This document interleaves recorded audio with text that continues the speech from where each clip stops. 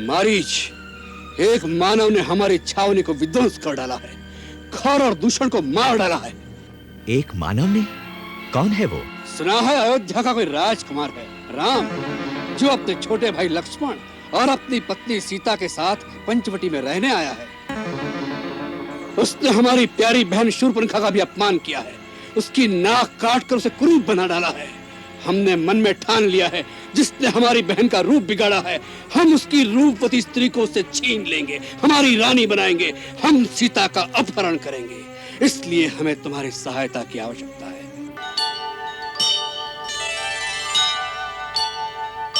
मेरी सहायता? हाँ, तुम अपनी माया से एक अद्भुत स्वर्ण मृग का रूप धारण करो, जिसके सींग सोने के हो, जिसका चरम सुनहरी हो, ऐसा जैसा कभी किसी ने देखा ना हो। तुम्हें देखकर राम और लक्ष्मण भी शिकार के लिए भागेंगे। यदि वो न निकले तो सीता उन्हें अवश्य तुम्हारे शिकार के लिए भेजेगी।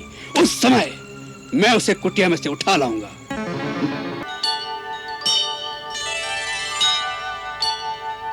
उस सुंदरी का कैसा सौभाग्य है कि वन की कुटिया में से सीधी लंका के राजमहल में पहुंचने वाली है।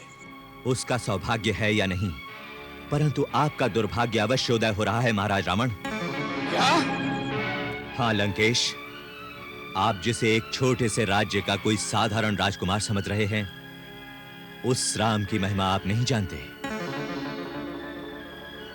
मुझे लगता है कि कोई सचमुच आपका परम शत्रु है, जिसने आपको यह सलाह दी है, क्योंकि इस दुष्कर्म के बाद आप कुल समेत नष्ट हो जाएंगे।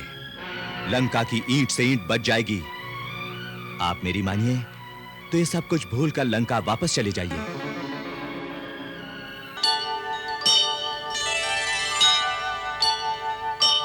मुझे चारों ओर अंधकार क्यों दिखाई दे रहा है? सूर्य अस्त हो रहा है पिताजी, मैं दीपक जलवा दूं? दीपक जलाने से मेरे मन का अंधेरा तो दूर नहीं होगा। ये अंधेरा नहीं जाएगा, ये अंधेरा नहीं जाएगा। अब तो सूर्यवंश का ही सूर्य अस्त हो गया। ऐसा ना कहिए पिताजी। कैसे न कहूं बेटी, अयोध्या के इतिहास में न ऐसी सुबह हुई, न ऐसी शाम। अयोध्या के इतिहास का कितना उज्जवल दिन है ये।